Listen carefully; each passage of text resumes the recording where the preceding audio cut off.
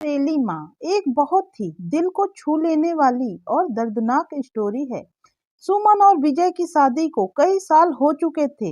विजय की पहली पत्नी राधा एक गंभीर बीमारी के चलते निधन हो गया था। राधा के निधन के बाद विजय ने सुमन से शादी की। राधा के दो बच्चे थे, आर्यन और स्नेहा, जिनकी उम्र अभी नन्ही थी। आर्यन 8 साल का और स्नेहा 10 साल की थी। सुमन की जिंदगी में विजय की एकमात्र जिम्मेदारी अब राधा के बच्चों को संभालना था, लेकिन सुमन के दिल में उन बच्चों के लिए कोई जगह नहीं थी। उसके लिए वह केवल विजय की पूर्व पत्नी राधा के बच्चे थे और उसे इन बच्चों से कोई सहानुभूति भी नहीं थी। सुमन की कठोरता और उसके मन में छिपी नफरत ने उन बच्चे के जीवन को एक अंधेरे कैद खाने में बदल दिया था। जब सुमन पहली बार विजय के घर आई, आर्यन और स्नेहा को उससे मिलने का कोई उत्साह नहीं था। वे बच्चे समझते थे कि यह उनकी माँ नहीं है, अब उसकी असली माँ कभी वापस नहीं आएगी और एक नई महिला उनके जीवन में घुस गई है। सुमन को वे दोनों पसंद नहीं करते थे, क्योंकि सुमन का रवैया भी उनके प्रति कोई अच्छा नहीं था। सुमन ने उनकी मासूमियत को नकारते हुए उन्हें पहले दिन से ही तिरस्कृत किया था। बच्चों को एक कोने में सोने के लिए मजबूर किया, जबकि सुमन और विजय के लिए एक अलग कमरा था। सुमन की आंखों में बच्चों के लिए कोई ममता नहीं थी। आर्यन और स्नेहा को सुबह जल्दी उठकर घर के सारे काम करना पड़ता था। भोजन तैयार करना, बर्तन धोना और घर की सफाई करना।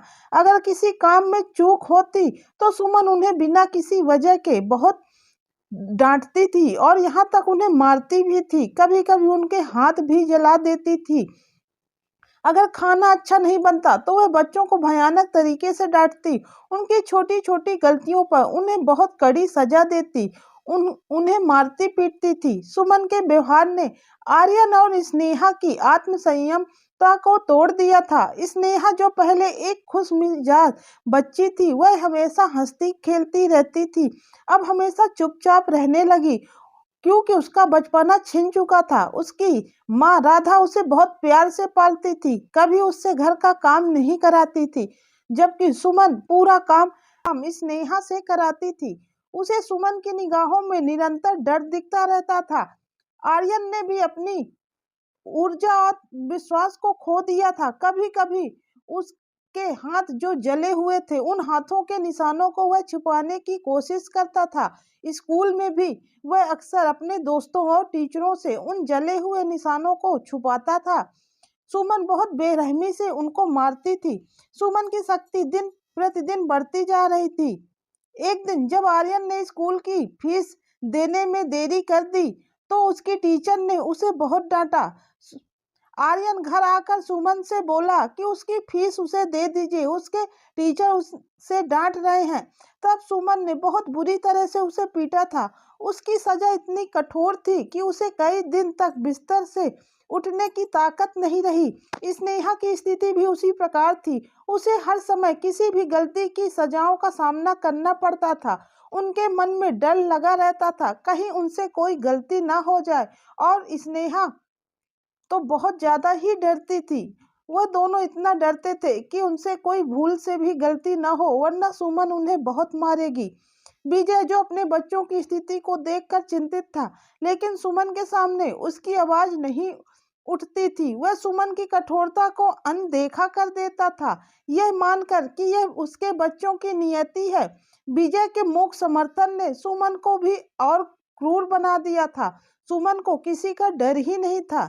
जब बच्चों का पिता ही कुछ नहीं बोलता था तो अब वह किससे डरे। आस पड़ोस के लोगों की भी हिम्मत नहीं होती थी कि कोई सुमन को कह दे। बुरा तो सबको लगता था, लेकिन सुमन से कोई उलझने की कोशिश नहीं करता था। अब तो धीरे धीरे सुमन बच्चों को स्कूल भी नहीं जाने देती थी। स्नेहा को तो काम के कारण वह अक्सर घर में रोक लेती थी। बच्चे डर के मारे कुछ भी नहीं कहते थे। बच्चे विजय से अगर कुछ कहते भी तो विजय उन्हें अनदेखा कर देता था।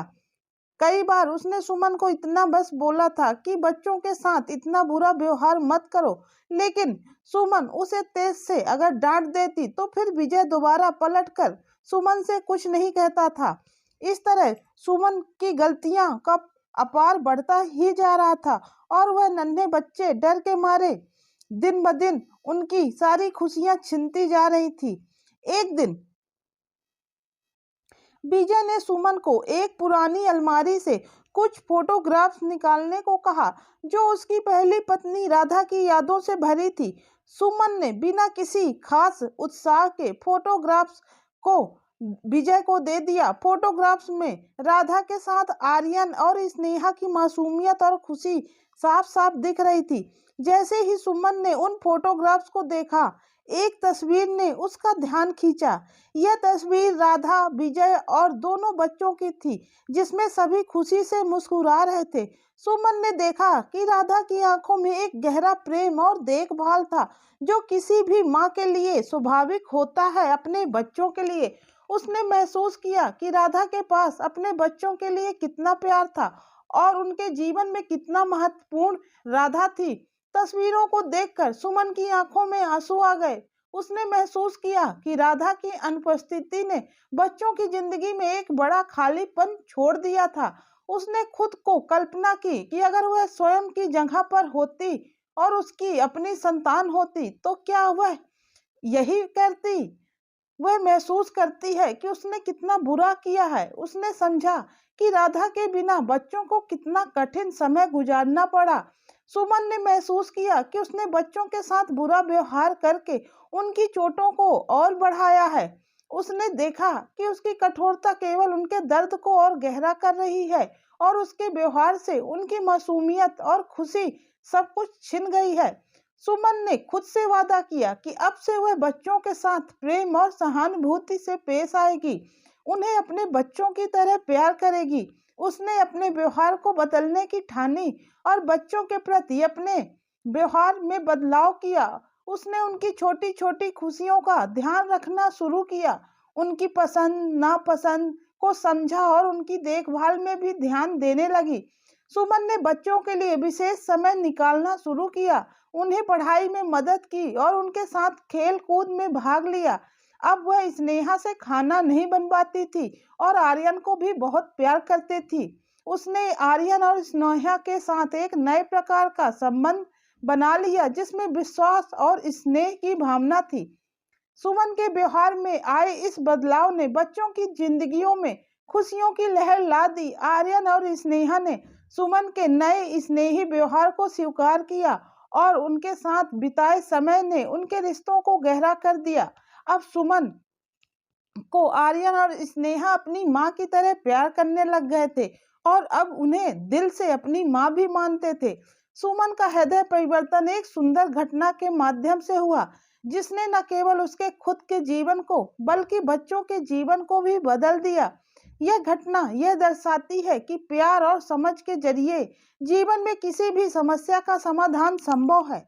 यह कहानी आपको कैसी लगी कमेंट्स करके जरूर बताइएगा और वीडियो को लाइक करना ना भूलें। अब हम मिलते हैं आपसे अगले वीडियो के साथ, तब तक के लिए नमस्कार।